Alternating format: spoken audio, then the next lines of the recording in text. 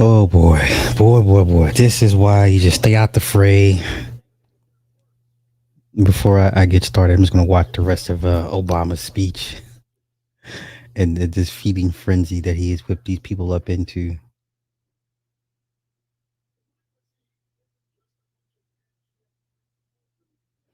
I will say this: Obama is as charismatic and as debonair as he's ever been. Listen, I firmly believe the majority of Americans would happily give up, uh, would happily gut the Constitution to give him a third term. I firmly believe the majority of Americans would give up their freedoms to give Obama a third term. Like the idea is not even as far fetched as people want to make it out to be. You know what's happening? We here. We here. All right, you guys are early. Early. Right on. Right on. Right on. Peace. Peace. Peace. Peace. Peace. Peace. I'm just. As soon as this is over with, we'll get into it. I'm just like, wow. I'm so glad I'm not caught up in this madness. Oh, Keisha. They keep showing Keisha. they keep they keep panning the camera to Keisha. Keisha got a septum piercing and a very bad lace front. Oh my lord, Lord have mercy.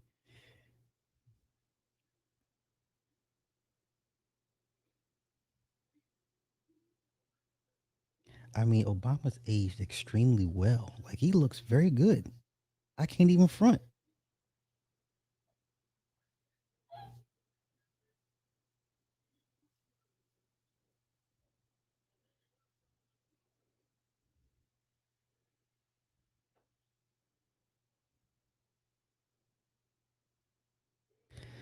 How was everybody's day today?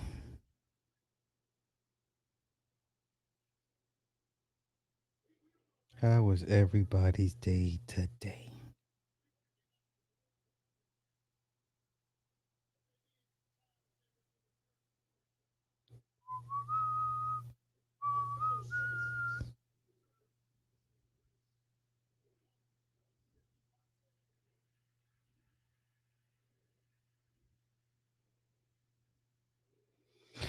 Okay, I see a Sikh. I see a whole. They got a whole wash, a whole hodgepodge of everybody in the crowd.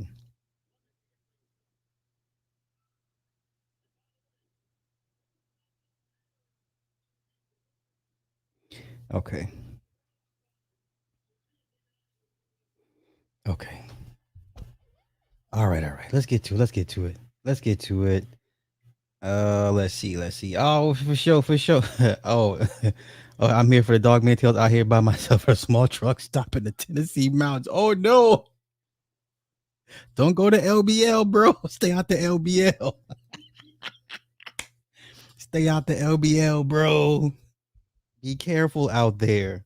No, it's some weird shit out there, man. Like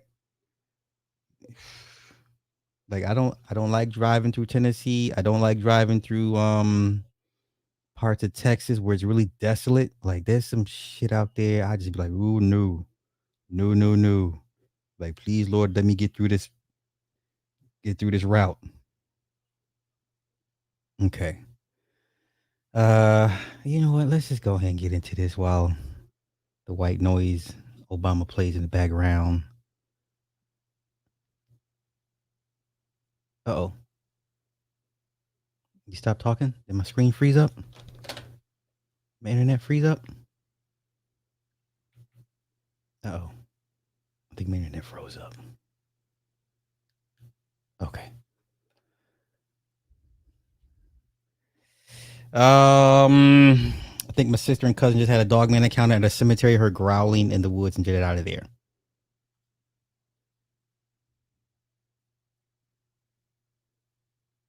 Okay, you'd have to ask them, was it really quiet? Okay, first automatic telltale signs of any apex predator is if it gets really, really quiet. And I mean to the point where insects don't make any noise. So when the birds stop chirping, when the insects don't make any noise. When you don't hear anything, when it's like deathly quiet, that's when you know an apex predator is around. Everybody shuts up when certain things show up. Okay, so that's always the first telltale sign of you might get eaten by by something.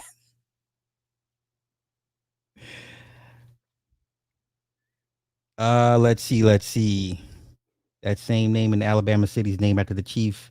That is where ancient Moundville Park is located. The main symbolism of the complex is a one-eyed logo in the middle of a hand. Okay, what's up? That's what's up. All right, so let's do this. Let's tackle the Mandela effect. The Mandela effect, I'm not here to debate. It is real. It exists. Whether you want to call it a timeline reset or, a simulation, whatever you want to call it, the Mandela effect is very, very, very real. Okay. Your memories are not shot. You're not crazy. You're not wrong. Okay. When I tell you, I remember in fifth grade when my teacher, Mrs. Hukin, rest in peace, came and told us that Mandela died in prison. Okay. I remember. All right. When things of, certain products had name changes, the spelling was this way, that way. You're not crazy. All right. So the Mandela effect is real. Now, listen, and I'm saying this because of Sinbad. Now, I remember Sinbad playing a genie, not Shaq. Let's not do this. Don't say Shaq. Yeah, you want to call it a multiverse? I'll take that. Sometimes multiverses do intersect. Yes, Loki taught us that. You are existing in the past, present, and future all at the same time, and sometimes they bump. Okay, they cross over. That's very, very real. Now, Sinbad, I remember as a kid.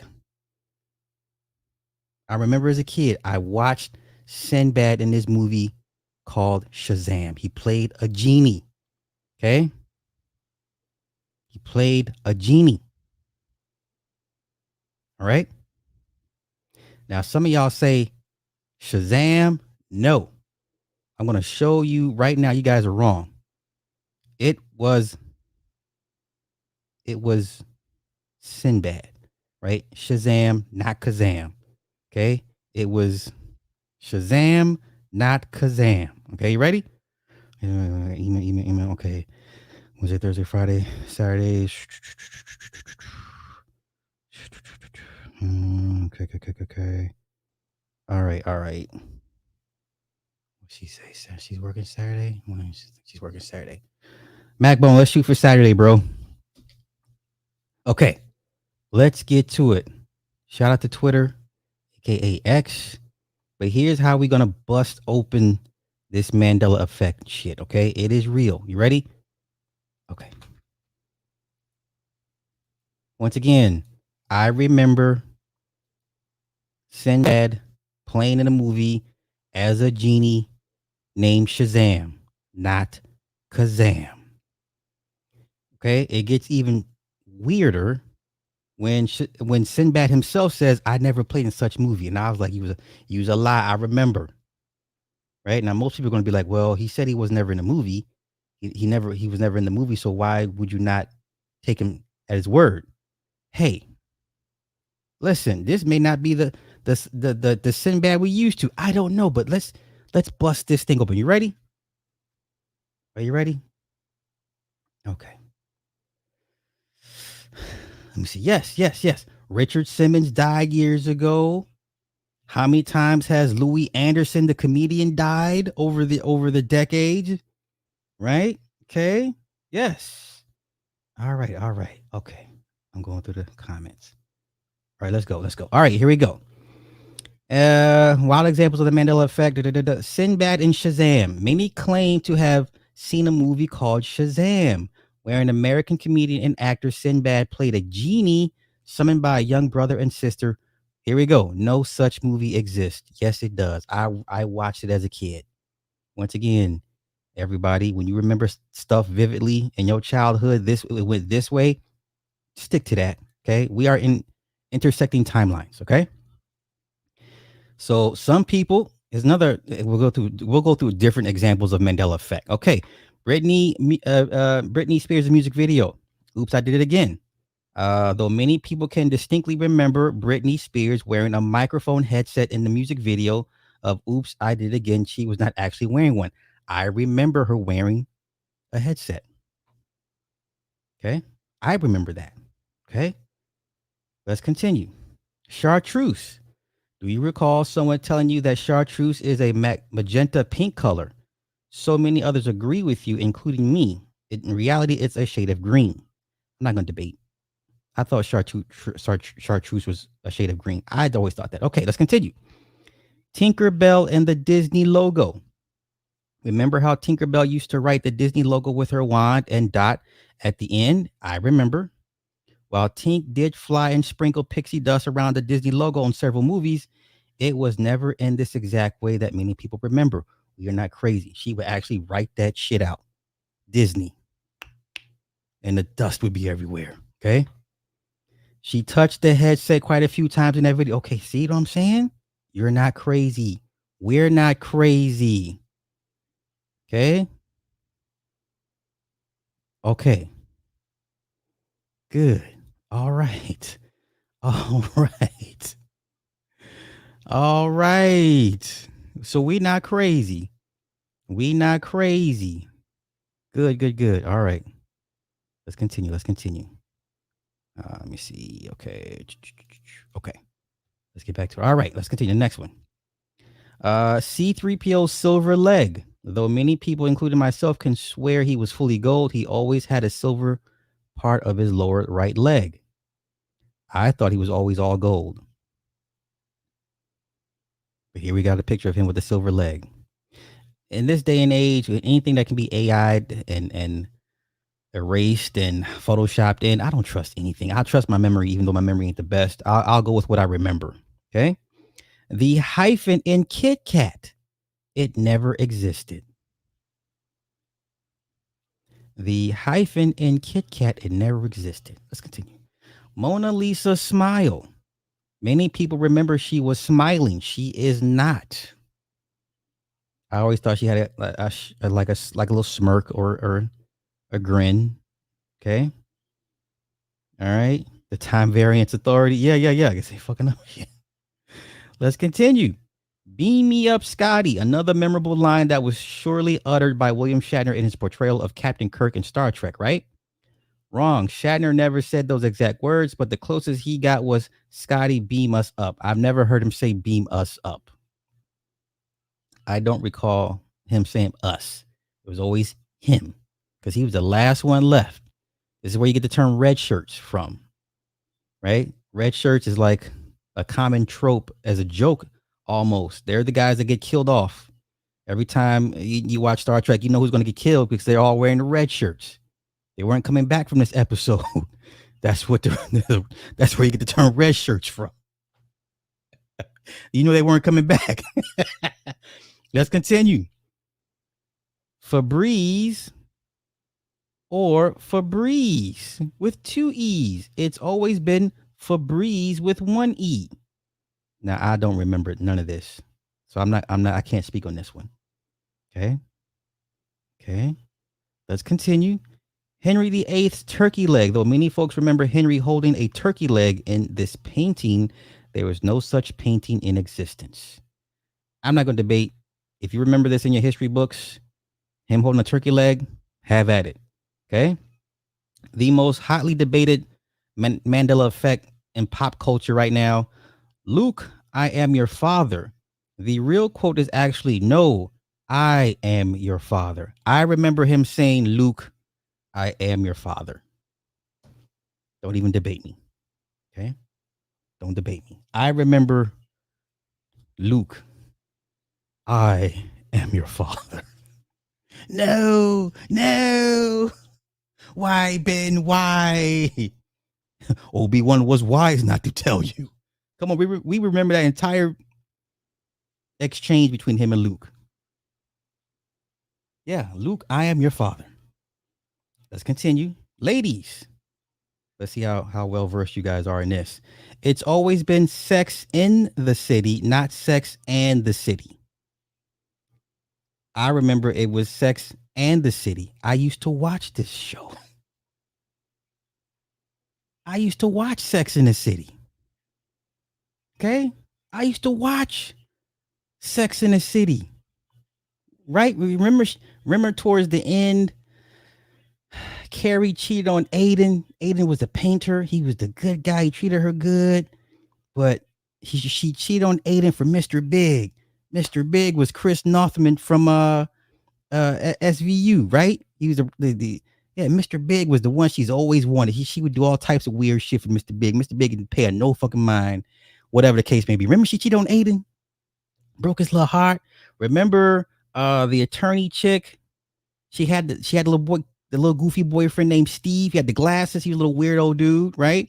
And then of course, Kim Cattrall's character, she was sleeping with a black man, right? Remember how upset everybody was, mainly white folk, that Kim was having sex with the black man.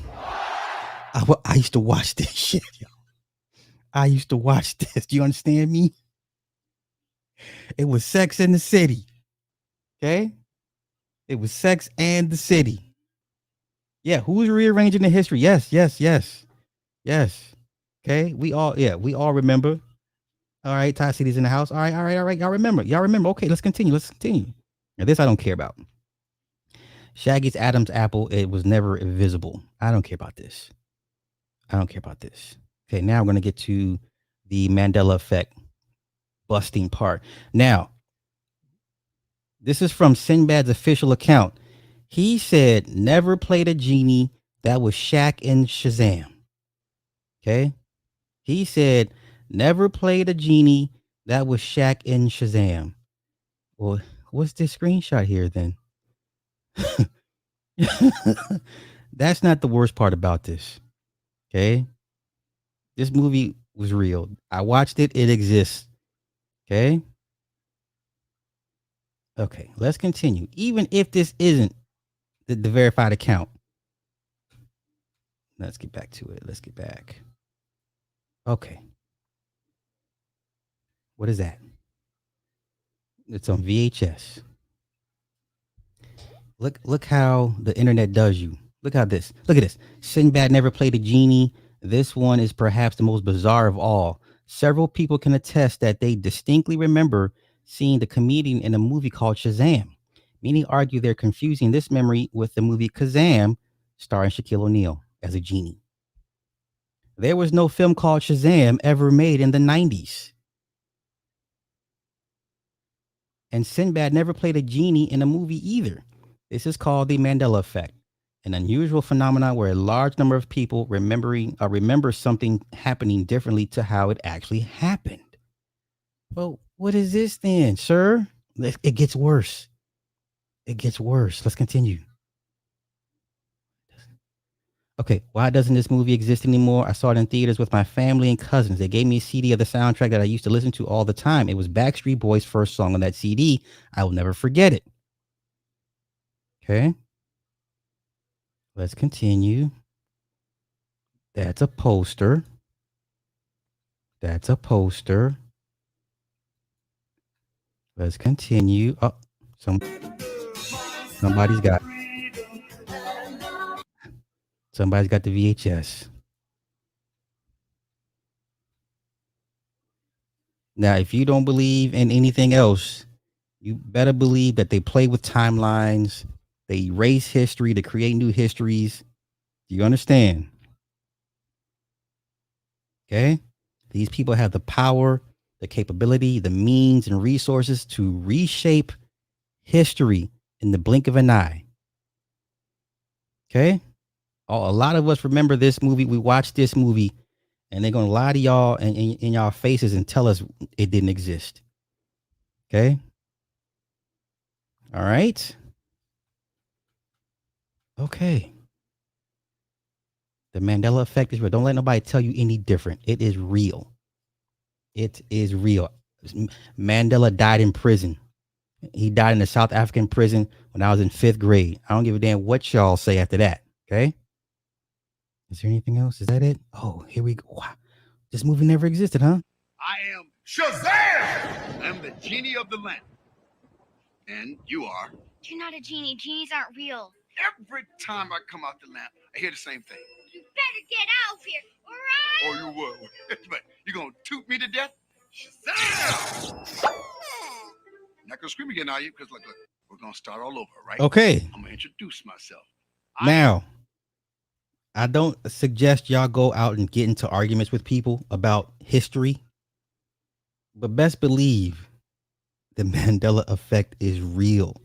These people are messing with timelines for whatever reason. Okay.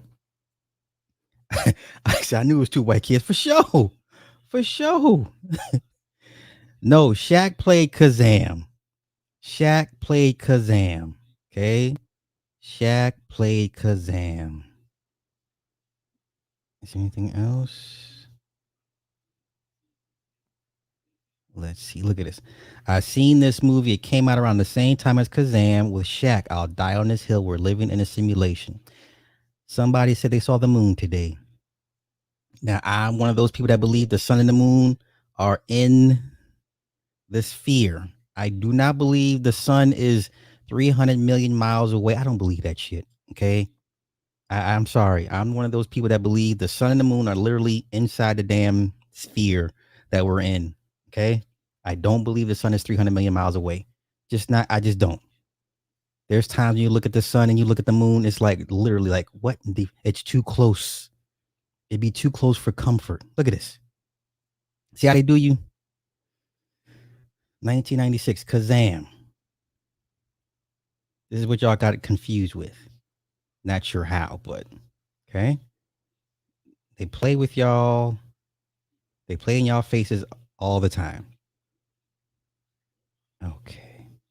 What's this one? What's this one? Nope, don't care about that. Okay. Here's another one. Popular belief. Pikachu has black tips on his tail. Reality, Pikachu's tail is yellow through and through. I remember him having black tips. Okay. I'm just saying. Here we go. Mandela effect was started after a widespread misconception that former South African president died in the 80s while he was incarcerated. This was told to me in fifth grade. Fifth grade. Somebody say, now where's Mandela? Well, Mandela's dead. Well, why would he say that? So why would he say that? Why would Bush say that, y'all? Why would he say that?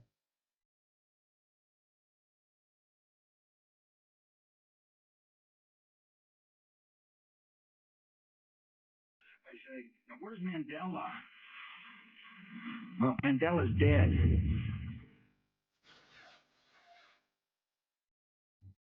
Mr. Mandela, Mr. Nelson Mandela, a free man. I don't remember this. I remember being told he died in prison. Thank you. His first step. We have just received official word that Nelson Mandela has died.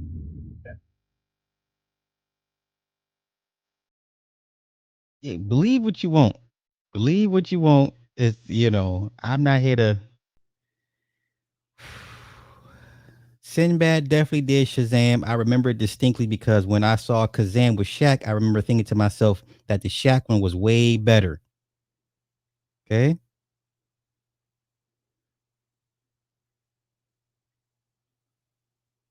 Let's see what this one's about. Sally Field, whose name in itself is Mandela Effect, as many believe that it's Fields. Oh, Sally Fields.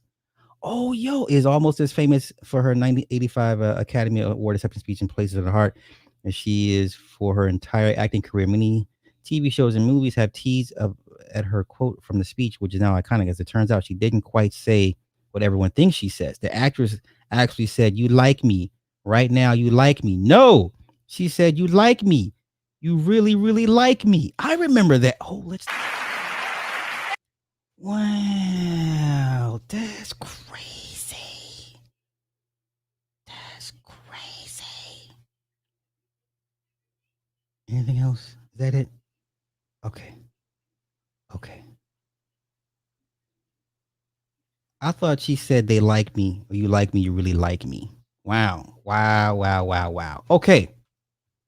Okay. Do I have any more questions? See, Nick says Sally Field, no S. What? What? Hold up. Hold up. Hold up.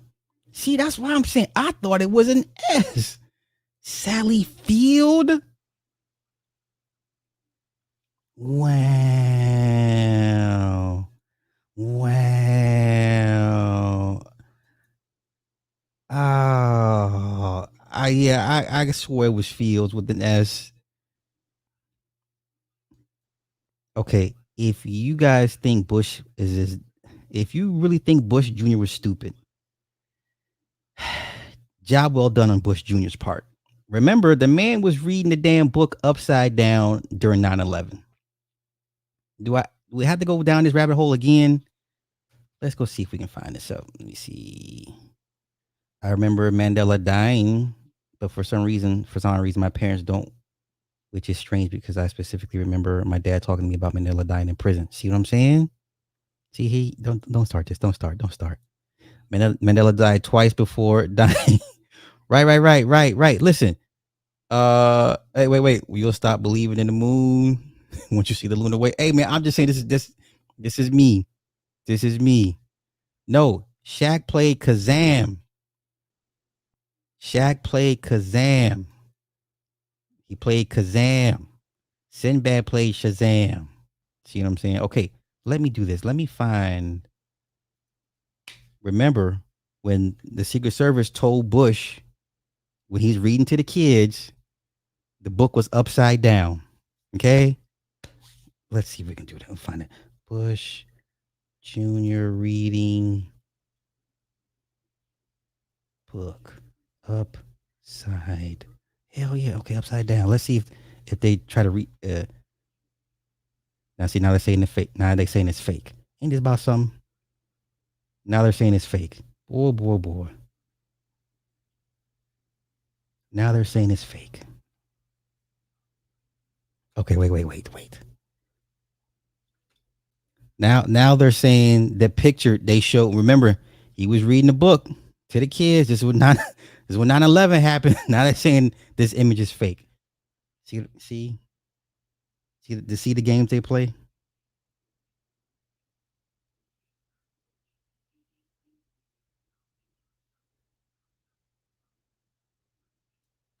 See the games they play.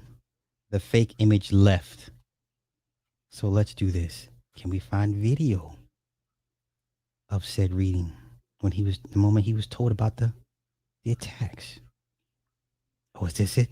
Is this it? Yes, kid. Boys and girls, sound this word out. Get ready. Steel.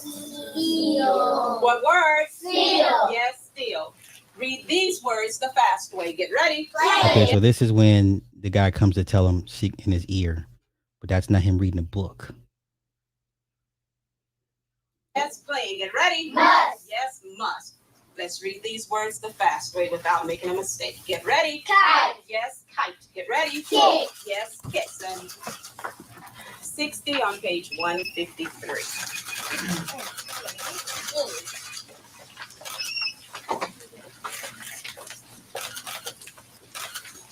At the count of 3, try it again. Get ready from the beginning of that sentence. Get ready. Not wanting to alarm your children, he said, I won't show me the front of the book. Good job. Go on. Mr. President, are you aware of the I won't show me. New York? Is there anything? Talk about later. Thank you all. You can step out where we came in. I won't show me. Damn it. Now, I've never heard them call the image fake before. Now, all of a sudden, the image is fake.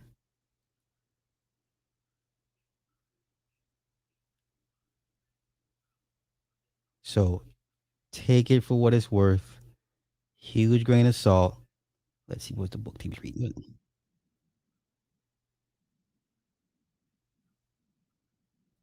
Okay. Let's see why he picked this book, per se. This particular book. Why was he reading this book? Let's go back. Let's go back and look.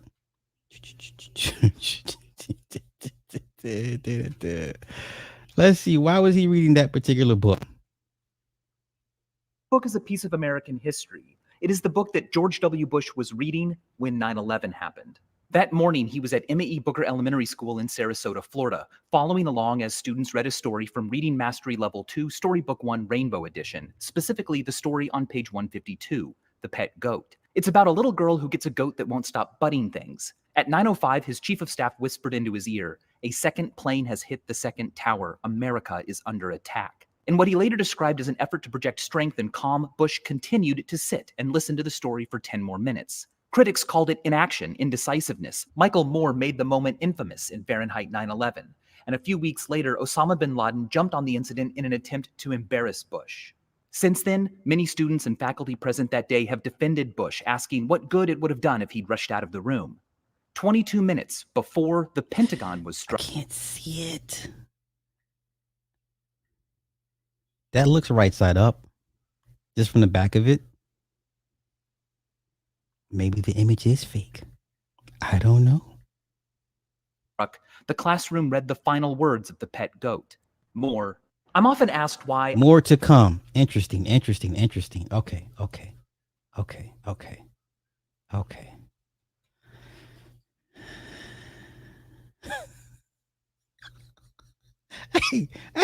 Hey, see over. They tell you every time. Hey. Yeah.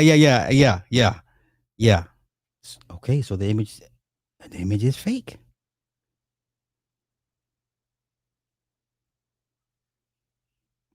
Okay.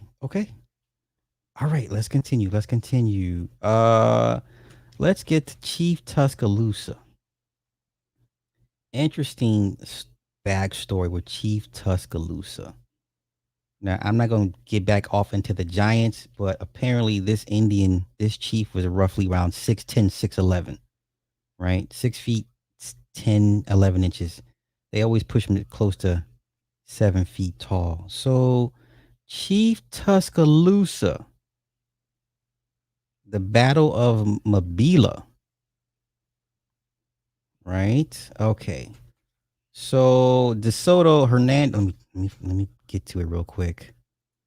So this is why Tuscaloosa is named after this particular Indian. Nah, I didn't get to the Dogman yet. I'm saving that for last. Let's see. Okay. This is why Tuscaloosa is named after an Indian. So Hernando de Soto was a conquistador, right? Followed the Alabama River to a town of Mabila. They were looking for supplies and looking for gold. One of the bloodiest battles recorded history. Let's see. Okay. They say it's in Clay County, Dallas County, possibly. All right. What's not disputed is when they met this man, he was pushing 7 feet tall. They regarded him as a giant. And so what ended up happening was Chief Tuscaloosa set them up to be killed, right? That's the original spelling, Tuscaloosa. Let's see, 18th century. Blah, blah, blah, blah. Okay. This is 1540. 600-man army marched down the Coosa River into a fertile region between Alabama and Tombigbee rivers. They encountered numerous small villages. Okay. So Soto initially tried to take the chief hostage, right, to ensure safe passage. He demanded food, bearers, and women. Tuscaloosa was aware of their practices and had no intention of tolerating them, so he set them up, right? So when Soto asked him for bearers, the proud Cacique responded in the words of eyewitness Luis Hernandez. He says he was not accustomed to serving anyone, rather that all served him before. Unmoved, Soto took Tuscaloosa prisoner, a brazen act that enraged the people. Beedman declared this was what the formidable Native American chief committed the ruin that afterward he inflicted on us. Helpless amidst the heavily armed conquistadors, Tuscaloosa promised that he would supply their needs at Mobila. Soto soon reached Mobila with his advance guard. Tuscaloosa and some bearers, the rest of the army lagged behind, pillaging as it traveled. Okay. It contained 80 buildings. The walls consisted of wooden poles with cross pieces and interwoven vines. The whole clay slathered to look smooth. There were at least 2 gates, numerous loopholes, several spaced towers. Okay, so rather than wait for the rest of the army to arrive, Soto elected to enter Mobila with his small party and the chief. Once inside, the bearers dropped their baggage, the horsemen dismounted, and all gawked at the surroundings. Tuscaloosa had 20 young women dance for them, pleasing as this was to the soldiers. The average age was 24. This was a palpable tension. Other than the dancing girls, there were no Native American women or children visible, only men. One Spaniard peeked into a structure and spotted cached weapons and crouching warriors. So it was already set up. So Tuscaloosa gave wind, hey, Mobila, hey, we got these conquistadors coming through. Let's set their asses up. Okay, right? We got a lick. Tuscaloosa abruptly excused himself and retreated into a dwelling. Soto asked him to come back out, but he would not. When another Spaniard grasped a Native American and ordered him to retrieve the khaki, the brave wrenched free and refused. The infuriated conquistador swung his sword, severing the Native American's arm. Native Americans boiled out of the huts and down off the walls while raining down clouds of arrows. 5 Spaniards instantly fell with a ghastly eye or neck wounds, and the panicked horses yanked at their tethers. Okay, conquistadors at a disadvantage in a crowded space where they could not fight back on horse or couldn't fight on horseback. Soto desperately ordered his men outside and stumbled twice, racing for the gates. Okay, arrows flew, hitting the horses, snagging in the men's quilted armor, and glancing off their iron moorings. All right, so blah, blah, blah, blah, they got so a fight breaks out. Alerted by the ruckus, the rest of Soto's army hurried to the scene, looked at the town. They could only watch as the triumphant Mobelians taunted them and displayed their plundered baggage from the walls. Despite his surprise at the suddenness of the violence, Soto was a bloodied veteran who had helped Francisco Pizarro conquer Peru. He understood strategy and was adept at killing native people. In an attempt to draw out the Mobelians, he ordered his horsemen to feign a retreat. The ruse worked, and once outside the protective walls, the Mobelians were alarmed to see the conquistadors wheel and thunder after them. They fled in all directions, chased by yelling lancers and howling war dogs. Even on the defensive, the Native Americans lost none of their ardor. We fought that day until it was night, without one Indian surrendering to us. Rather, they fought like fierce lions. Okay, so basically, they fought for about 8 or 9 hours. So we killed them all, some with fire, others with swords, others with lances. Estimates of Native American losses vary, but a figure of 2,500 or so likely. Tuscaloosa presumably died in the blaze. They never found his body. Conversely, 20 conquistadors were killed, and the survivors counted 750 arrow wounds. Okay. The aftermath was bleak. Soto's army remained in Mobila a month, licking its wounds and ravaging the chiefdom. Eager to see the Spaniards gone, surviving Native Americans reported ships on the coast. But rather than end its ill-fated adventure, Soto turned his demoralized army northward. Mobila did not destroy him, but it dashed his hope. These newly discovered chiefdoms did not contain riches like Mexico or Peru, only corn and mounds and a defiant people determined to die free.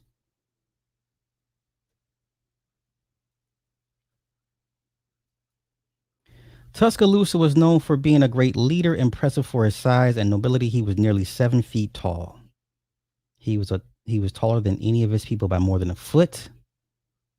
Though his shoulders were broad and massive, his waist was slender, while his hands and feet were what?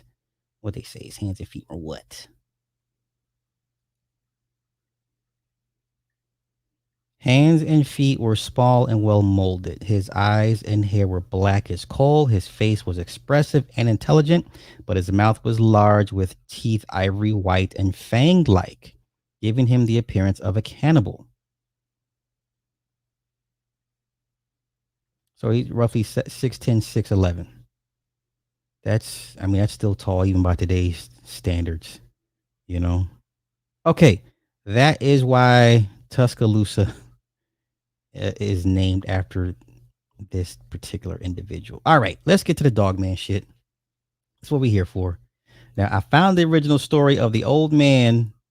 Now I played this story before months back, but we're gonna play it again. And I got two more and later on we'll go over later on. So this is a story of a young man who came across Dogman chased him, chased his vehicle.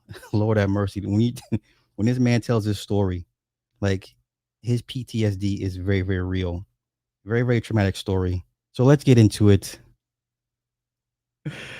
Let's get into it. All right. So we got some native Tuscaloosans here. We got some native Tuscaloosans here. Okay. So Joe be out there, stomping on conquistadors' graves and shit. All right. Okay. Oh, they have a statue on the north side of town. Okay. Shout out to everybody in Tuscaloosa. All right, let's get to it. Lord have mercy. This is a harrowing story. Harrowing. If you listen, you don't have to believe in dog. I mean, let's do a little history real quick. Okay, so the first recorded dogman encounter was in 1887. Hold up. And matter of fact, it even goes back to Napoleon. Even wrote in his journal about dog-headed men during his reign of terror. Okay, so here's where it all kicked off at. I believe this is in Michigan. Okay. So in 1887, two lumberjacks in Wexford County, Michigan, reported seeing a creature they described as having a man's body and a dog's head. The creature was said to be 7 feet tall with blue or amber eyes and a fearsome howl that sounded like a human scream. This was the first reported contemporary sighting of the Michigan Dogman, a creature that has been part of Michigan folklore for over 130 years. Okay. Also, this goes to the Beast of Bray Road. They made a song about it back in the 80s, and it became pretty popular. Then everybody, once the song came out, then people were like, "Hey, I had an experience with this too. I seen it as well." The Beast of Bray Road, that's who they refer to. Also, if you live in Kentucky, the border between Kentucky and Tennessee, there's a place called Land Between the Lakes. Infamous story of a family apparently being slaughtered and eaten, partially eaten by a dog man. At one point, they said they found the little girl's body in the tree, half eaten. All right, so, yeah. So let's get to it. Okay.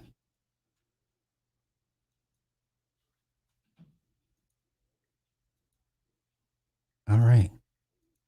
Let's see. Let's go. No, I've been interested in things like Bigfoot and the Mothman and things like that.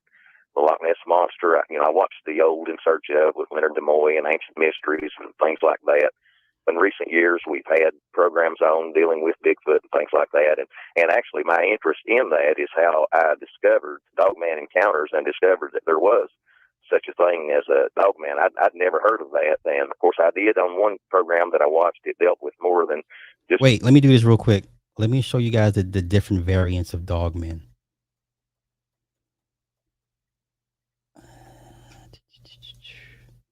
Where's it at? Okay.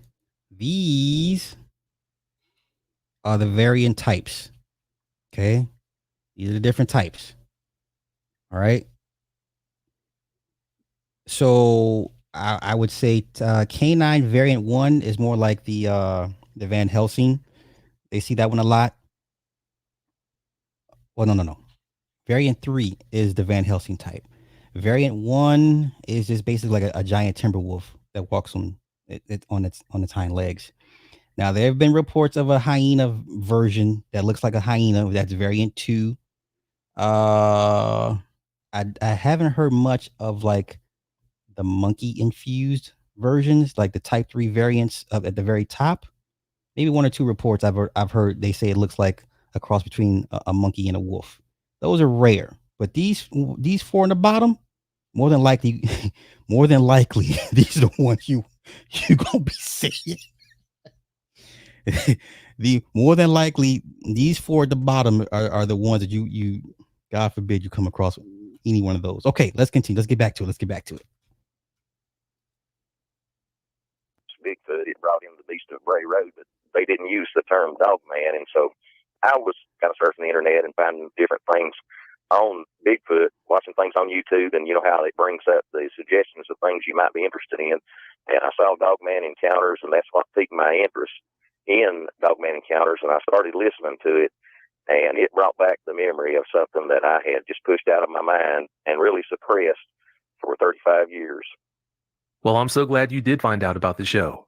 For 35 years, you kept this story to yourself. Why did you decide to? Hey, I used to listen to Vic Cundiff years ago, and I always thought he was trolling people because these people are telling their stories and they're breaking down and crying, and he's like, "Hey, it's okay. We can take a break here." I always thought he was trolling these people, but Vic Cundiff is highly respected in the Dogman community. Him, Dark Waters. I don't know much about. I know Josh be having his moments. Like Josh, he down there in Texas, and he always end up beefing with everybody that he comes in contact with. But he be out there too. You know, he has his own festivals, paranormal festivals, Dogman festivals, and shit like that. But him personality wise, he clashes with a lot of people after he meets them. He falls out with everybody. So he's like the Dogman version of Tommy. Like everybody he comes in contact with, he falls out with them for whatever reason. But Vic Cundiff pretty much is highly regarded. Who wrote about the story, the beast? Who wrote the book? Linda Godfrey, rest in peace. She is the one that wrote the book, The Beast of Bray Road. She was an actual journalist. Like she's an actual accredited journalist. She wrote the book on this thing, and that's part of the reason why the popularity is the way it is because of her. But let's continue. You come out with it now. Well, it's been maybe about 8, 9 months, maybe even a year since I first discovered Dogman Encounters. And like I said, this thing, I had suppressed it, and it just all came flooding back to me as I began to, and I listened voraciously. All of the Dogman Encounters that had been made up to that point, I listened to them every night until I'd heard all of them that had been made up to that point. And it triggered this memory, and all these things started coming back to me, and the anxiety and the fear. You know, for all of this time, I've just had an anxiety about the woods and about driving at night and things like that.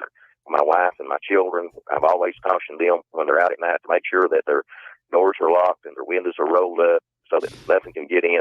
And really, I had psychological problems back years ago, and it caused me to engage in some behaviors that I shouldn't have at that time.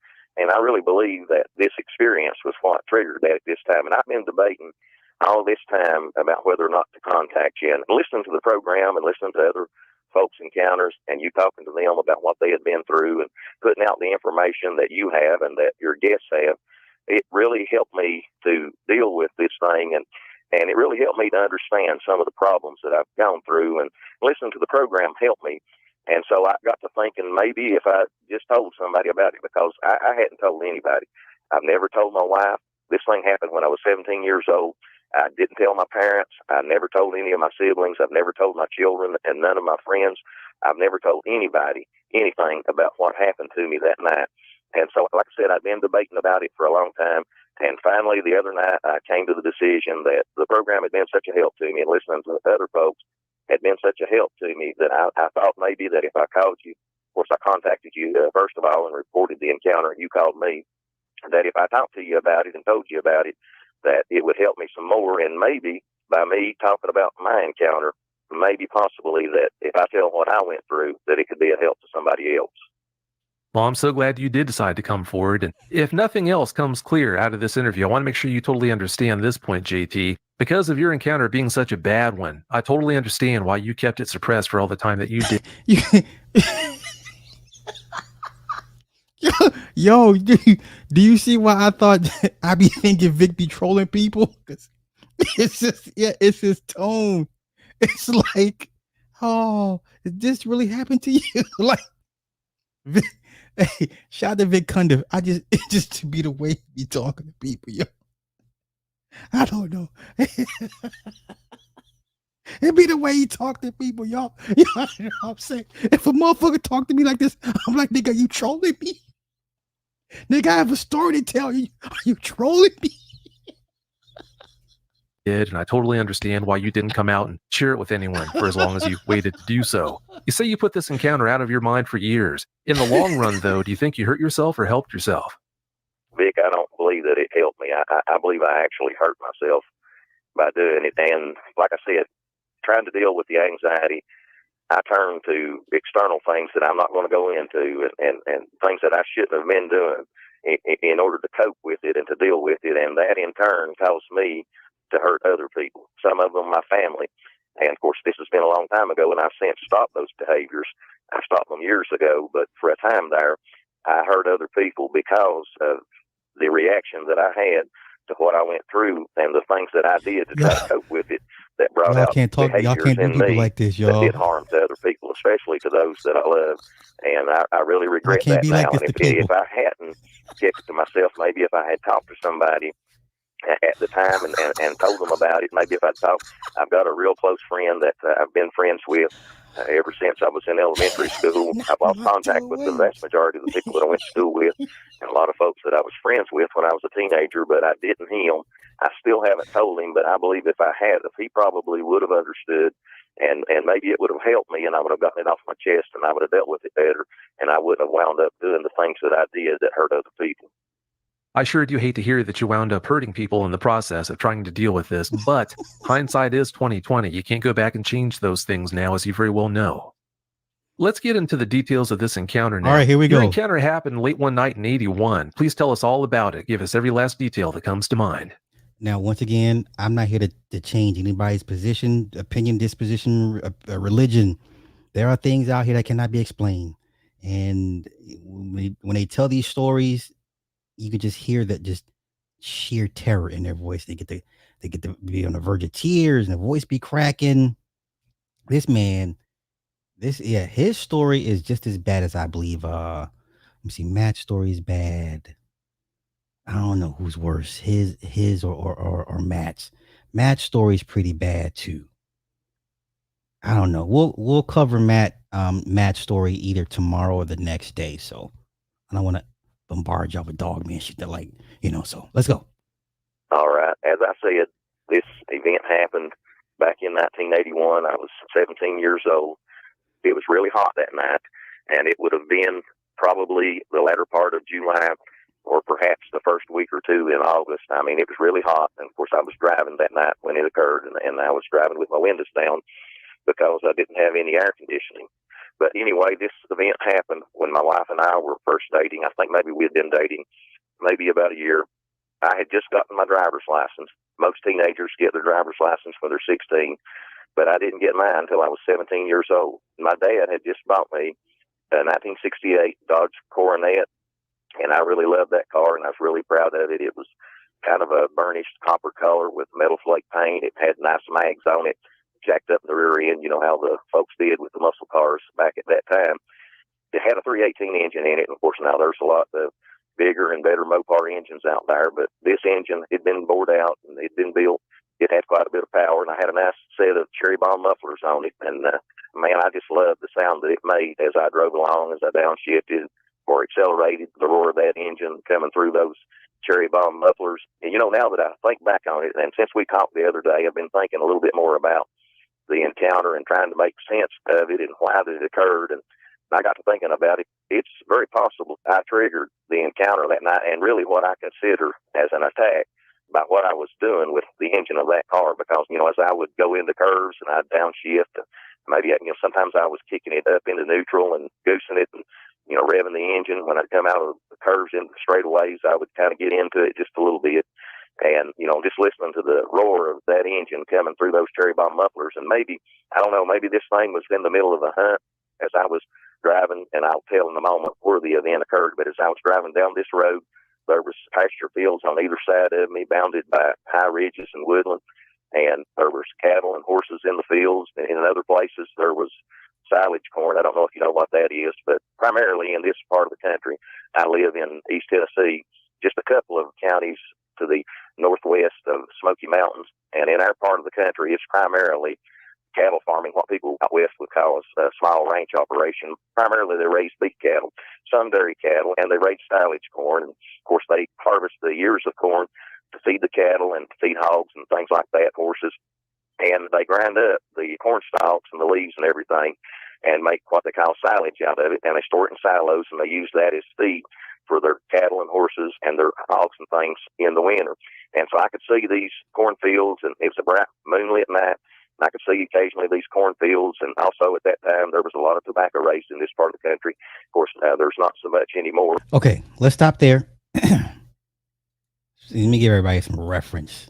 There is, now this is the infamous picture from 1961. Okay, this is the picture from 1961. A security guard snapped a photo of something basically against a light pole. Okay, and let's see, where's the foot?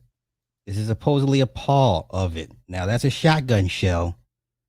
Okay, and that's apparently a paw print of a Dogman.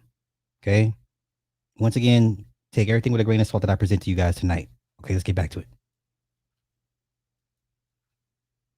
But back then, just about everybody had their own patch of tobacco. They would raise tobacco and sell it.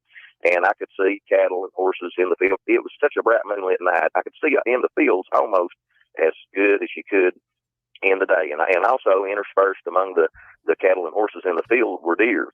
And it's very possible that this thing was in the middle of a hunt and about to maybe spring on a deer or maybe even a cow or a calf. And I interrupted its hunt with the sound of this engine as I was driving down through here. But like I said, I live in East Tennessee, maybe about 500 yards south of the Virginia line.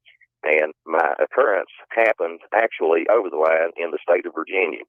But I was going to see my wife, as I said, and I wanted to show her this car that I had gotten, that my dad had bought for me. I wanted to take her for a ride in it. I was real proud of it. I wanted her to see it. And I was going to visit her at her parents' house, which is actually the property that we live on now in our home. But she lived at that time, we were teenagers, and she lived at that time with her parents, and I lived with mine. This was several years before that we got married. But my grandparents, they lived on a road that's called Wagoner Hollow Road. And this road runs it's about 20, 25 miles long, and it begins in southwest Virginia, and it crosses over the line and passes through 2 counties in Tennessee as well. But the occurrence happened on the Virginia side of the line. Like I said, my grandparents lived on this Wagoner Hollow Road. I really don't know why they call it a hollow. It's really kind of a narrow valley, and just like most of the area around here, it primarily consists of narrow valleys and hollows, and bounded on all sides by high wooded ridges. We've got a lot of trees here. I mean, you could start from where I live, a squirrel could, and can just about, almost without any breaks, except for, where the roads do pass through, travel from my house through the state of Virginia all the way to Cumberland Gap into Kentucky, and almost never have to touch the ground. I mean, there's just woods everywhere on all the ridges all around. And this is how this valley was, this Wagoner Hollow Road. This is how it was. The road was real curvy, narrow country road, and it just kind of meanders through the valley all the way on the Virginia side and on the Tennessee side, with farmland on either side, and of course 3-strand barbed wire fences all along the way, and fields. The valley here, it goes anywhere from 300 or 400 yards on either side of the road. And in some places narrows down maybe to 150 yards or 100 yards or something like that. But, it varies from different places. But anyway, I was going to take the route through this Wagoner Valley Road to go and see my wife. And my grandparents lived in this Wagoner Hollow Road. And my mother asked me if I would drop her off at my grandparents' house to visit with them while I went to see my wife, and then, come back and pick me up afterwards. And so I agreed to do that. So I took my mother. Okay, I'm going to jump ahead just a tad bit. I appreciate the descriptiveness, but I wanted to get to the actual encounter itself. Go into a long and sharp curve that curved around to the right hand. And I noticed on the right-hand side of the road, and as I was going down through here, like I said, the moon was lighting everything up, and I could see everything almost as good as I could during the daytime in the fields. But the ridges and the woods on either side, they just kind of appeared like clumps, shadowy clumps. I couldn't really see much detail from them. And as I began to go into this long curve to the right, there was a shadow that kind of detached from maybe about 100, 150 yards off on my right, kind of detached from the shadows of the tree line and started moving at an angle away from the tree line, almost paralleling my vehicle, but coming at an angle. And I could tell by the way that the road was curving around to the right and the angle that this thing was moving, that it was going to intersect my vehicle. And I mean, this thing was moving on. Now, what I'm about to tell you about, Vic, this all happened, and it couldn't be more than just a few seconds, maybe 20, 30 seconds, something like that. Certainly less than a minute, and couldn't have been any longer than that. But it just seemed like time just slowed down to a crawl, and it just seemed like everything was moving in slow motion. I don't know what it was about it, but there was something about this figure that just unnerved me, and it just made me uneasy. This, whatever it was, this thing just didn't look. I couldn't really tell what it was. Okay, let's stop right there. Let's stop right there. Remember the young man in Fort Pierce, Florida, who was on a live stream on Facebook, and he caught something in his backyard. So let me get everybody some more context. So let's let's take a trip back down memory lane. Remember this guy? Wait. Fort Pierce, Florida. This dude was live streaming on Facebook, and something ran across his backyard. Remember, he's a little zesty dude, but we're not here for that. Remember this shit?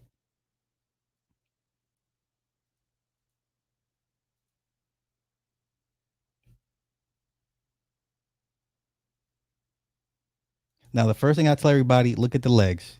If it has hocks, that's not good. Okay. Clearly, it's not a Sasquatch. Sasquatch do not have hocks. Dogs, canines have hocks.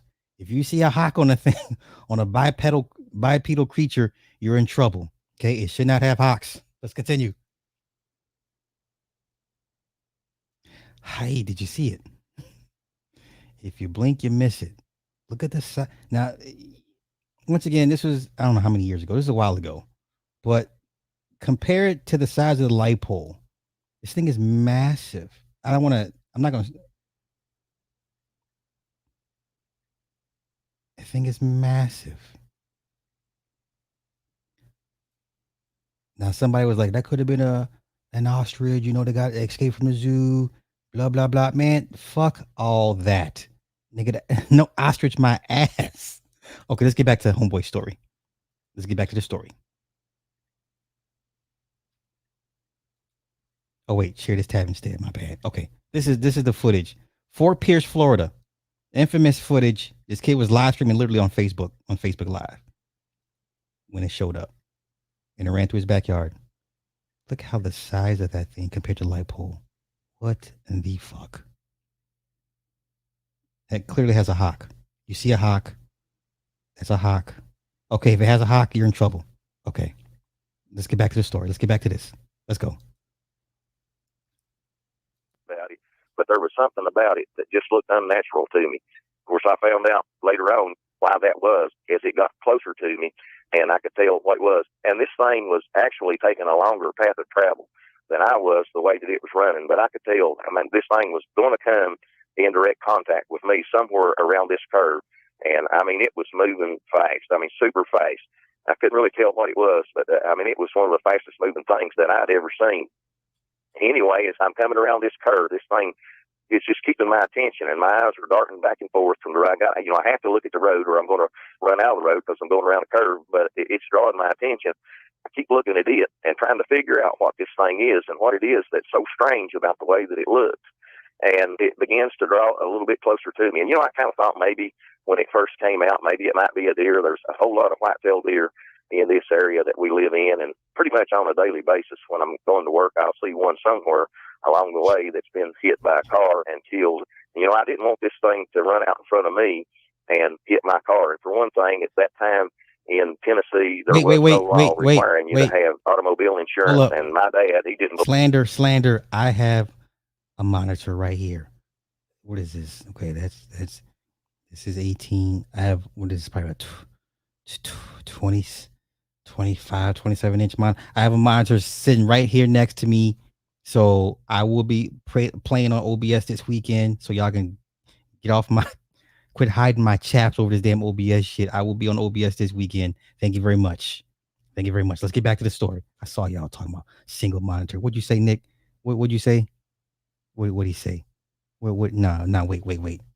See, that's that single monitor MacBook junk. I got the monitors right here. Let's get back to the story. Let's join this slander. I ain't come here for slander. Believe in having it. And so I didn't have any insurance on my car, and I didn't want this thing, whatever it was, to cause me to wreck or to hit my car and do damage to it because I didn't have the money to fix it. or to replace it. But then as I was watching this thing, I noticed that there was something strange about it. I noticed that whatever it wasn't running on all fours. Whatever this thing was, it was on 2 feet. I didn't understand what it was. It just seemed to me like, I mean, the only thing that I know of in this area, and we do have black bears, they're rare, but we do have some in this area, but a black bear just cannot move at the speed that this thing was moving at. I mean, a black bear, when it gets up No, on its ma'am. I hind have legs, 2 it's just monitors. not natural for Please it, and thank you. and it just moves Get it in a right. clumsy fashion, and this thing, whatever it was, I mean, it was just moving super fast, and it was just fluid in its motions in the way that it ran, and no bear could get up on its hind feet and run in the way that this thing was running. But yet, it couldn't be a man. I knew that it could not be a man because I ran track when I was in high school. I ran the 880 relay, ran the 440, and I knew that a human being could not run as fast as this thing was running. And I just couldn't understand what this thing was that was angling across this field and coming toward me, and I knew that was going to intersect me as it came across this field. And as I'm going along, it starts to get a little bit closer as it's running at an angle, but yet at the same time, kind of parallel with my car. And it's keeping up with my car. It's keeping up with the speed that I'm going at. And I don't understand this. I don't understand how this thing can be going and keeping the same speed as my car. I'm coming into this sharp curve, and I've got to slow down. And I know that this thing pretty soon is going to come out, maybe jump out in front of me and meet the line of travel of my car. And as it drew closer, I began to see more details about this thing, and it for definite sure was running on its hind legs. It wasn't on all fours. It was on its hind legs like a man, but it wasn't like a man. I mean, this thing was on its hind legs, but it wasn't standing up fully erect like a human being does. This thing it kind of appeared stooped as it was running. It was standing up. It was on its hind legs, but yet it wasn't standing up straight, and this didn't look like a human figure. It looked like something totally different. It looked like something that, I mean, I'd never seen anything that looked like this thing. And as it begins to draw closer, I began to pick out more detail about it. And I can tell that whatever this thing is, it don't have knees like a human being does. This thing has hocks like a horse or a cow or a deer or something like that. But a four-legged animal like that cannot run on its hind legs like that. I mean, cannot possibly move as fast and as fluidly and as swiftly as this thing was moving. We ain't get to the heroin part yet. And once again, I'm just waiting for Vic to be like, so how did it make you feel? I'm just waiting for Vic to come back in.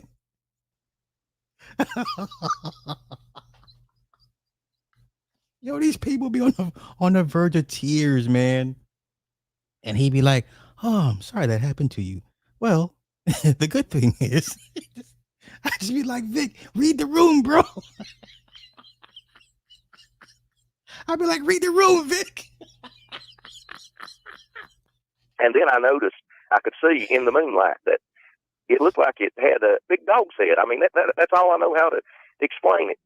I mean, it had a long snout on it like a wolf or maybe like a German Shepherd. And it looked like it had long, tall ears that were standing straight up on the top of its head. And I could see that it had a long, bushy tail. And the only thing I know that I can think of that it reminded me of was a coyote's tail. But at that time, I don't think that we've got them here now. They came in here now, but I don't think we even had coyotes in this part of the country at that time. I'd never heard about it anyway. And there's no way that a coyote would be that big, and there's no way that it could run on its hind legs like this thing was running. And that tail, it stringed out behind it, but long, bushy tail. And it was kind of bouncing up and down a little bit as it was running. And I noticed that this thing had arms, and that the arms, they were kind of pumping like a human being's. But, when a human runs, a human being pumps his arms almost as fast as his legs are moving. And this thing was kind of pumping them, but they weren't moving as fast as his legs were moving. And another thing that I noticed the majority of the time when a human being runs, a human kind of clenches their fist when they're running. And this thing wasn't doing that. It was almost holding its hands, and that's what they looked like. It didn't look like paws to me. I can only describe them as hands. It more or less looked like they were hanging almost limp as it ran, and I could see the fingers hanging down as this thing ran. And as it began to draw closer, I could see that it had hair or fur all over its body. I could see that, and I could tell that. I couldn't really tell for sure, but it looked to me like it was black. But later on, I realized that that's what color it was, but I really couldn't tell the color yet at this point. And so this thing begins to draw closer. And as I said, it was a really hot night, and I was driving along in my car, and I had my windows rolled down because I didn't have any air conditioning on it. And, this thing keeps drawing closer and closer to me. And I just, my unease just grows more and more. And I'm starting to get scared. I don't understand it. I don't know what this thing is. I just can't make out what this thing is. It don't look like anything that I've ever seen before. And it begins to draw closer. It gets close to the barbed wire fence on the right-hand side. Oh. And I think, well, maybe it's going to slow down or maybe it'll veer off where it won't run into that barbed wire and it'll turn aside out of my way. But it didn't do that. Instead of doing that, this thing sped up. Uh-oh. And instead of turning aside, it jumped right over the fence. And it landed on my side of the fence in between the ditch line and the fence. And then it took another bound. And the next thing I know, this thing is out in the road. I mean, it's right next to my vehicle. And it scared me so bad that I jerked the wheel and I ran over into the left lane, and I was driving in the left-hand lane. And if there'd been a car coming, I mean, it would have hit me head on. But it scared me so bad when this thing jumped across the fence, and I thought it was going to jump right into my vehicle. That I just not thinking, instinctually, I just jerked the wheel to the left and went over as far as I dared into the left-hand lane. And this thing, it started running right along the side of me. And I want to tell you, Vic, like I said, the windows rolled down, but I had cherry bomb mufflers on that car. And if you know what they're like, they're loud. But yet, at the same time, I could hear the nails of this thing, the toenails, click, click, click, click, clacking on the road as it ran along beside me. And I could see it good now. And, I really didn't want to look at its face. I really didn't want to see its face. Oh. There was another story I was listening to. He's being chased by it, and he said, I didn't want to look. I didn't want to turn around and look. And he always turn around and look. That's the worst thing you could do is turn around and look. But this man's, God bless this man, because you can hear the fear in this man's voice. But I couldn't help it. It's just like I couldn't help myself. I had to. And, I mean, this thing was tall. It had to be at least 7 feet tall. It towered over the top of my car. And it was running along beside me. It couldn't have been more than 5 or 6 feet off the passenger side of my car. Just, I mean, right even with my passenger side window, I could see it just as clear as day as it ran along beside of me. And I really didn't want to see its face, but I felt like I just couldn't help it. I had to. And so, and it was so tall, I had to kind of lean over, almost lay over on the right side, kind of in the seat, and prop myself up with my hand on the right side while I hung onto the wheel and drove with the left to get a look at it and to see its face. And I wish that I hadn't, but I did. This thing definitely, I mean, it had to be, like I said, it had to be 7 feet tall, Vic. Oh, God. This thing, it looked like a gigantic wolf or maybe something like a German Shepherd or something like that, but its ears were different. They were slim and they were high and pointed, like I said, on top, and had kind of like tusks sticking out. And, I've heard a lot of people describe these things, and I've heard them say that they couldn't tell what they were. But I'm here to tell you, this thing was a male. There was no doubt about that. I mean, it was right there in the open, in the clear, just as plain as day, right in front of me. And I'm not going to use any kind of vulgarity or anything like that, but let me just put it this way. As I leaned over and looked out the vehicle, I mean, I could tell just exactly what it was, because it was right there at the base of his belly, right in front of me, and I could tell just as plain as day that it was a male. This thing is running along beside of me. And, at first, it's like it's not even seeing me. It's like it's not even paying attention to me in my car. Like it don't even notice us, or like it just don't even care about me being there in that car as it's running along. And my eyes are darting back and forth, like I said, from the road to this thing as I'm trying to drive around this curve. And man, I wanted to hit the gas, and I wanted to just floor it, and I wanted to get out of there, but I didn't dare do it because I was afraid I would run out of the road and run into the ditch, and I would wreck. And I'd be with this thing, and I mean, I'd just be right there at its mercy. But yet I wanted to, because I could tell. I mean, this thing had arms. If it hadn't had them, if it didn't have them bent and wasn't pumping them as it ran, this thing's arms would have hung down below its hocks, Vic. And I know that if it wanted to, this thing could have reached right in my car window and right over to the driver's side from the passenger side, and this thing could have grabbed me and it could have drugged me right out of the car. If it wanted. Isn't that the worst part of the story? It's not the worst part. It's bad, but no, it gets much worse, especially when Vic does what Vic does. But let's continue. It could have just ripped my head off, or it could have leaned in my car window, and it could have bit my head off. I don't know. I know it could have, and I wanted to get out of there, but I didn't dare, because I was in this steep curve, and I knew that if I hit the gas, this car probably wasn't going to be able to handle the curve, and it was going to run off in the ditch, and I was going to wreck. and I was going to be there alone with this thing, and I was going to be at its mercy. And and like I said, I mean, I got a good look at it. I got a real good look at what this thing looked like, and it was just as jet black as it could be. It had hair or fur over most of its body, maybe about 3 or 4 inches long, thick fur, and it was glossy. It had a sheen on it. It was reflecting the light from that full moon. And, I mean, it was just thick all over its body, except for it kind of thinned out down on its belly, kind of, up above its legs. But other than that, it was just thick hair, maybe about 3, 4 inches long, and up around its head, the back of its head, and kind of like down over, I don't know what to call it other than shoulders, down over its shoulders. It was maybe about 5, 6 inches long. It was just a little bit longer. I've heard people describe it kind of as the mane of a lion, but it wasn't that long. It wasn't that much difference in the length of the hair, but you could tell that it was just a little bit longer. And this thing, like I said, it had a long snout on it, like a German Shepherd or like a wolf. And I could see as it was running along beside me, I could see its mouth was kind of relaxed and open, and I could see that it had jagged shaped teeth like a dog's got on the side of its mouth, but it had fangs that were about maybe 4 inches long that were hanging down over its bottom lip, and the bottom ones were disappearing up into the top lip. But its mouth was kind of parted, and it kind of had its tongue hanging out on the left side of its mouth, just like a dog does as it runs along, as it's painting. And like I said, this thing wasn't paying a bit more attention to me than if I wasn't even there. And for a little while, it just ran along beside me and just didn't pay me any attention. But that didn't last. Just slowly, seemed like it took forever, but just slowly, it started to turn its head. Here we go. And it looked at me. And I know that you said that you shouldn't, and I've heard other people say that you shouldn't, but I couldn't help it. I looked full in its eyes. I wish that I hadn't. I wish I'd never seen it.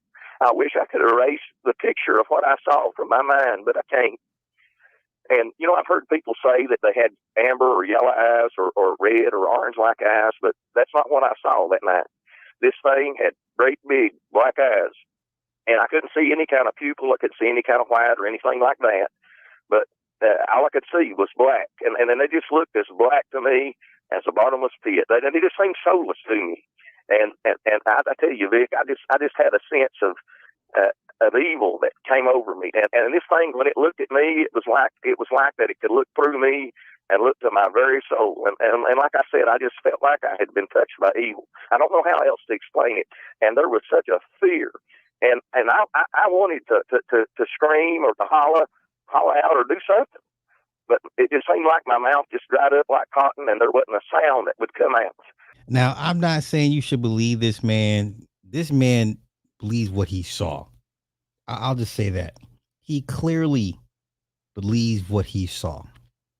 Okay, if you don't believe him, that's your right. But clearly this man, him retelling this story, I mean, I've come across some very, very descriptive storytellers, very good ones, very convincing ones. But basically for an hour, this man tells this story like, nah, he saw something, and it scarred him, emotionally scarred this man. We'll get into the after effects of how it affected him after his encounter, but this man clearly saw something that, shook him to his core. And I wanted to get out of there. I wanted to get away from this thing, but I couldn't because I was afraid I was going to wreck. And then it came closer to my vehicle, Vic, and it leaned down. It leaned in, and mind you, this thing is running beside my car the whole time. And it leaned over, Vic, and it stuck its head in my window, and it grabbed hold of my door with its right hand. And I don't know how to describe it as other than that. It was a hand, and I know that people have described this thing as to say that they kind of look like raccoon hands, and maybe in a way that's right, or maybe a mix between the hand of a raccoon and maybe the hand of a monkey, something like that. But this thing had huge hands, and it had long black nails, maybe about 3 inches long, 2 or 3 inches long, on the ends of its nails, long black thick nails. And this thing put its right hand on my door, and I could hear it. It put its left hand on my doorknob, and it was jerking at my door, and it was jiggling my door handle. But thank goodness, when I had been at my wife's house, then my girlfriend, and I'd been at her parents' house, I'd locked the car. And when I came back out, I didn't unlock that door because nobody was going to be riding with me at that point. Y'all ain't right. There's a special place for people like y'all. Y'all ain't right. Clearly, this man's disturbed. He saw something. Let's go. Before I went back to get my mother, and so it wasn't able to get my door open. But this thing was leaning in my window, and it was looking right at me. And it seemed like that it curled it curled its lips back, and I know it smiled at me, but I don't really remember hearing it. All I could hear was the sound of my engine and the sound of its toenails as it ran along beside my vehicle, going clack clack clack clack clack on the pavement. And this, I could see it breathed on me, and it was hot breath, and it was you know how people describe that breath as being kind of fetid, and seemed like I could smell blood and maybe decaying flesh as it breathed on me. It was horrible. And I thought I was dead. I thought this was the end of me. I thought I was a goner. I thought I was a dead man for sure. At just about that time, the curve ended, and I came into a straightaway, and I just hit the gas and pushed it to the floor, and I took my eyes off of it, and I looked ahead. And out of the corner of my eye, I saw its nails. I saw it lose grip on my car door, and I saw its nails rake across the top of my door, and its head disappeared from my window. And I don't know, I had to be going 70 or 80 miles an hour. I don't know for a time there. I just had to peel out there and get away from this thing. Y'all ain't right. Y'all ain't right. I tell you what, don't call me. Talk about Sly. I need to talk to you. I need a live stream. I saw something. I'm going to do you just like Vic. Well, it sounds like you almost had a bad encounter. I'm going to do you like Vic. Don't call me talking about you had an encounter, because I'm going to do you just like this. So tell me, how did it make you feel?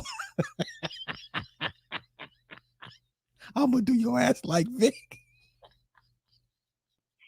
And as I drove away from it, as I pulled away from it, I looked in my rearview mirror, and I could see it getting smaller and smaller as it began to slow down.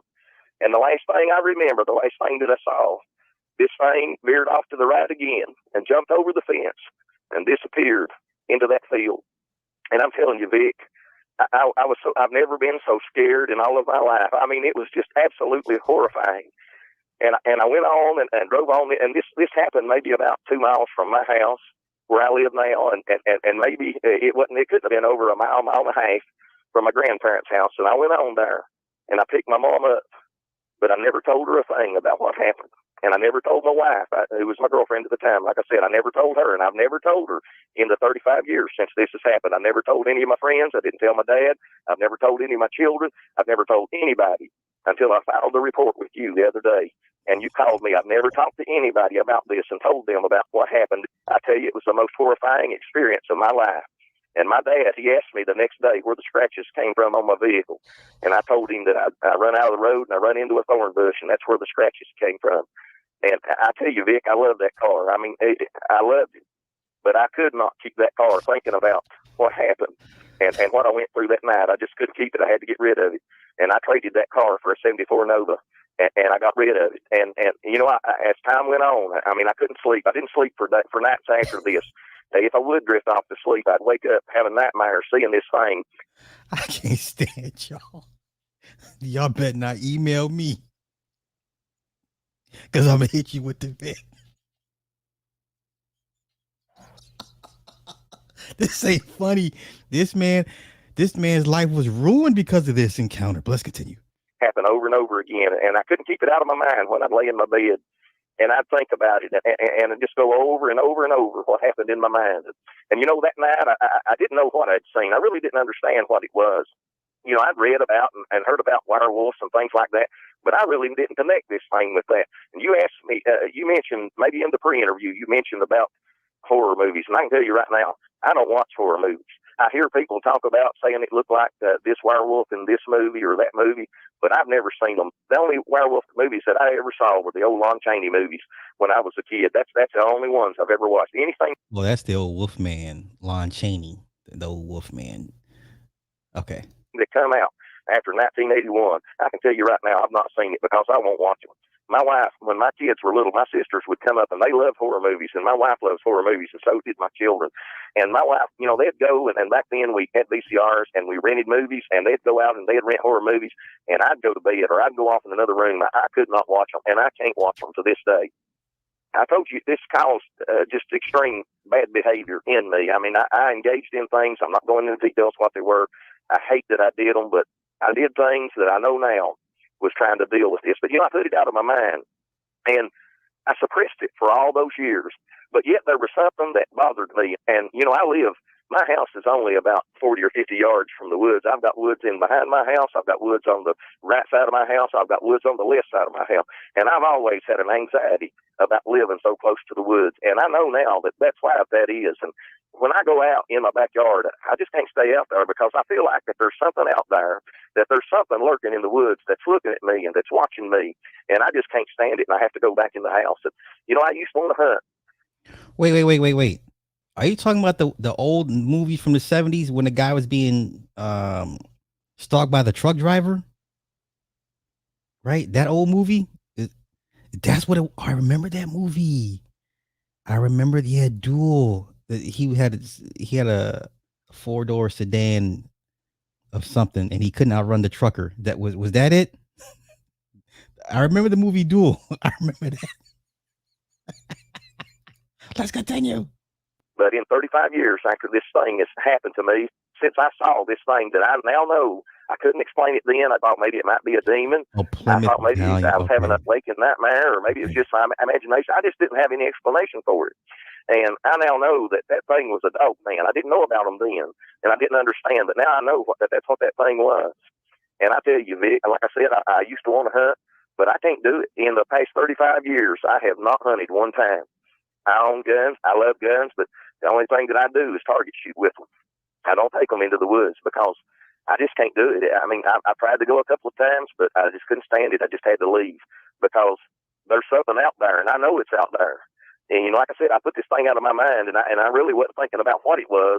I know what it is now because when I heard the description of a Dogman on Dogman Encounters, this all came flooding back to me, and I know what it is now. And I tell you, Vic, I know that these things are real. I know that night it wasn't a demon. It wasn't my imagination. It wasn't some kind of waking dream.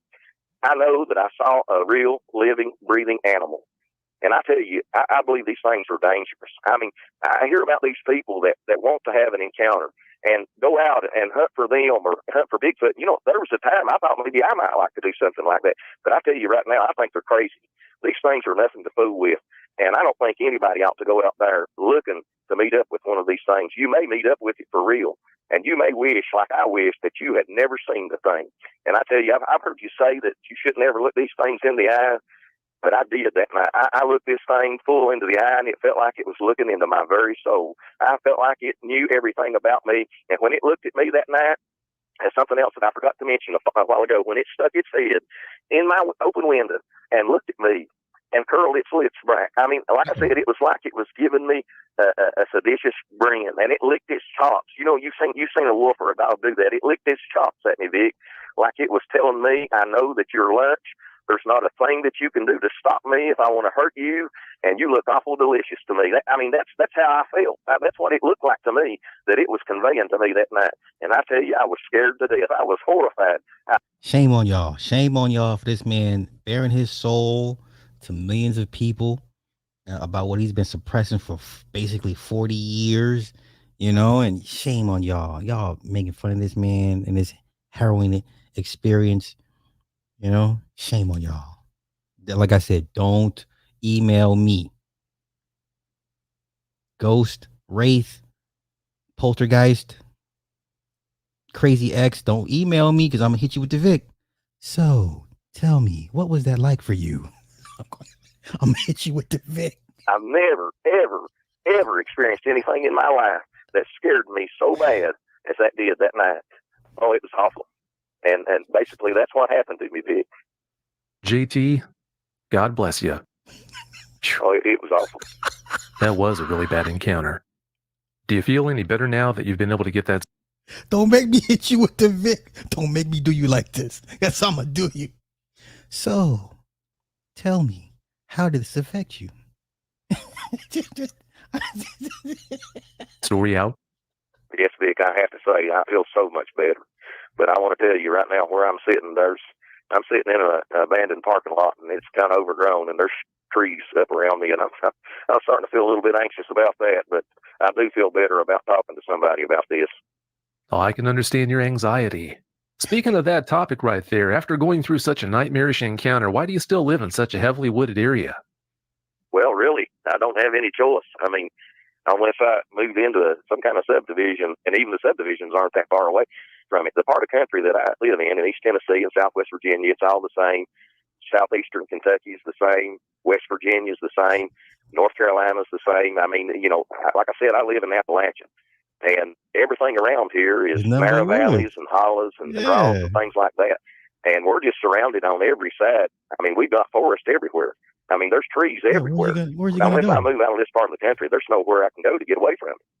Oh, I see. That makes sense. Yeah, where are you gonna You go? said you live about 2 miles from where that encounter happened. What kind of anguish and problems does that cause for you? Oh, it causes me a lot of problems. Of course, like I said, I had suppressed this thing and put it out of my mind. But yet, at the same time, I just felt anxiety about living where I do. And I love this part of the country. I've had opportunities to move away. I could make more money if I did. I could do what I do here. I could do it somewhere else, and I could make a lot more money. And I've had offers, but I love this part of the country, even though it does give me anxiety to be surrounded so much by woodland and know there's so much wildlife around me, and maybe things that aren't known to science and maybe things that are dangerous. But yet I love this area and I love my family. I don't want to go away from my family.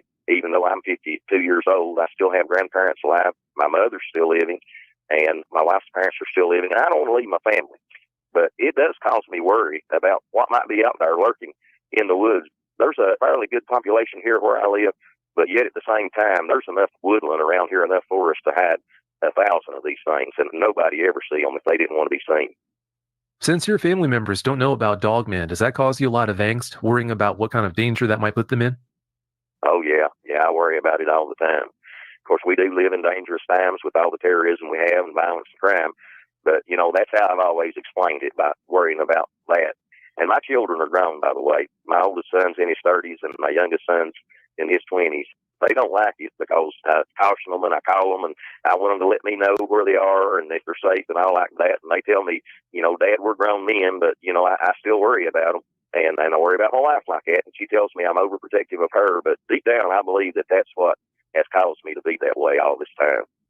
Yeah, that is a difficult position that all this has put you in, so I can understand the difficulty in dealing with it. Since you had your encounter, have you heard about anyone else in your area seeing what might have been a Dogman? No, I've not really heard anybody else talk about that, but I've got a neighbor that I haven't actually talked to him personally. I've had an in-law tell me about it because he... Okay, so let me stop there. There's an article from the Huffington Post. Now, I know some of y'all be like, it's the Huffington Post slide. I know, but still, this is back in 2012. Okay? HuffPost 2012 even talked about it. So let's go over this real quick. Let me see what this video is. Now, this is an old footage they say it's something. I mean, clearly it's a huge canine of sorts. Dogman, I don't think so.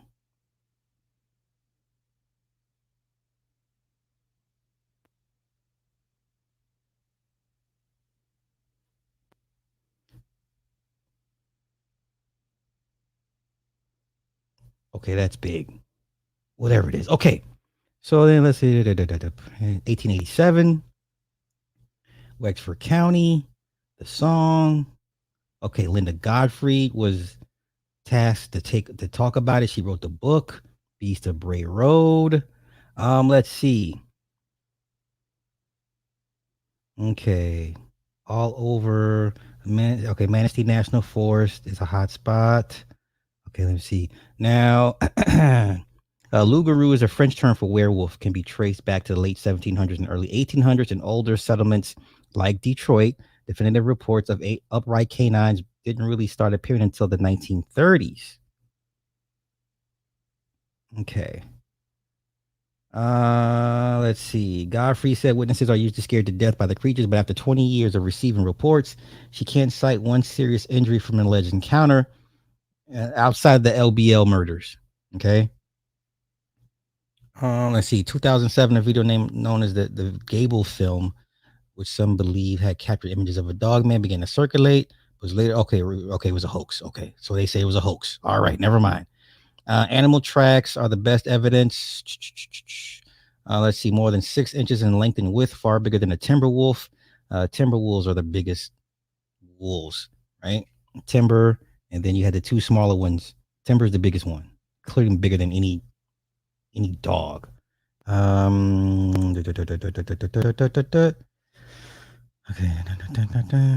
Okay, Steve Cook, author of the Dogman song, said he spoke with an elder from the Ottawa Chippewa tribe in the 1980s who believed Dogmen were members of the shape-shifting Skinwalker tribe who became stuck somewhere between their human and animal forms.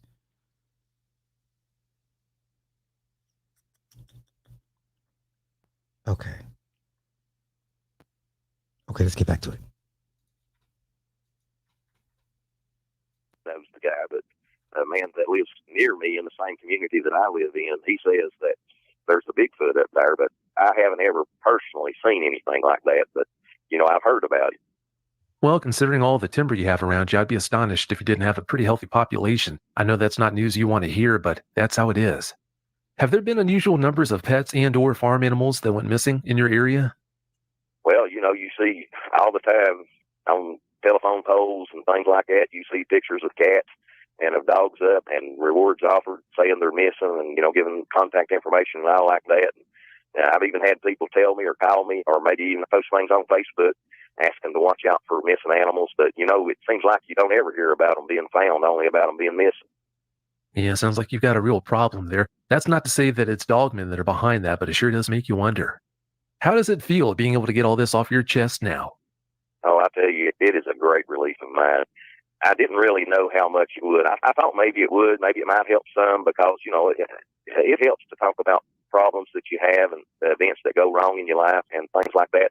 Intellectually, I understood it had to help to talk to somebody about it, but I really didn't know how much it was going to help me. And I tell you, Vic, I feel so much better than I did before I told somebody about this. Well, that's really good news. That's what this is all about. I'm so glad to hear that. As the years have gone by, has it gotten easier for you to deal with that experience, or did it stay just about the same? Well, up until 8-9 months, maybe a year ago, when I first heard Dogman encounters, I just put it out of my mind, and I wasn't dealing with it. I mean, I'll just be honest with you.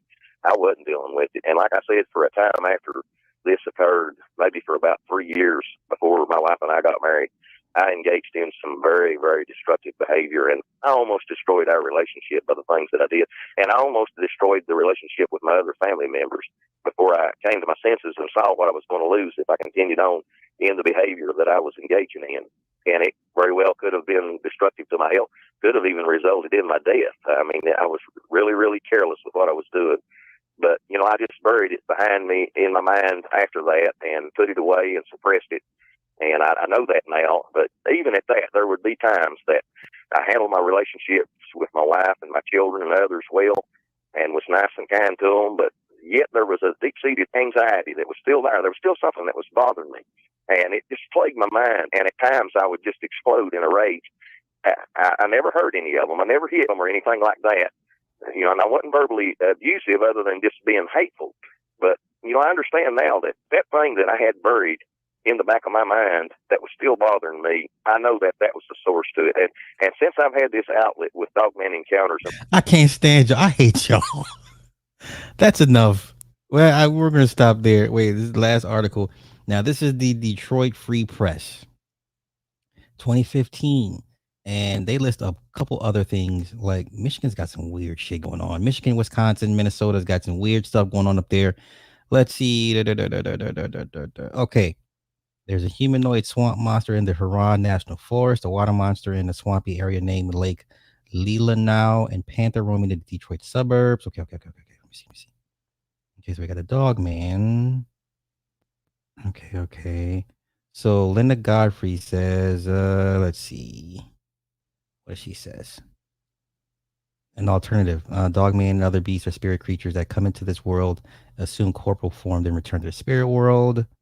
A more earthly explanation is that the dogman is simply a wolf or a wolf hybrid that for some reason has a missing forelimb, has learned to move upright. Yeah, no. Okay, Bigfoot. Okay, the melon heads of Sagatuck. I don't care about that. No. Okay.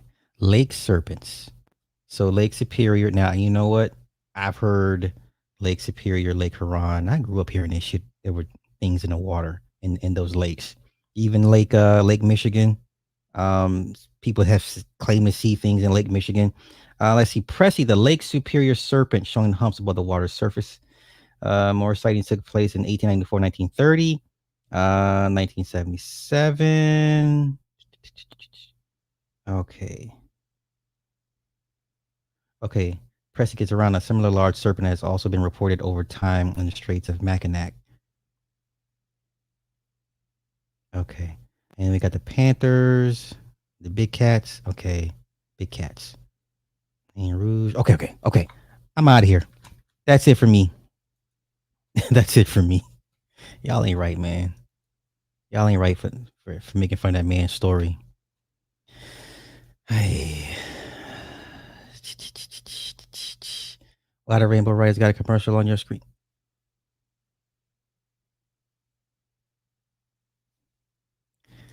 The age time we live in. I don't know. Okay, biggest wolf. Let me see. No, timber wolves are the biggest. Let me see. Biggest. Oh shit. Let me see. No, I believe timber wolves are the biggest. I could be wrong. Biggest wolf breed. Oh, you're right. Canis lupus is the gray wolf. I stand corrected. You are correct. It is Canis lupus, the gray wolf. I thought it was timber wolf.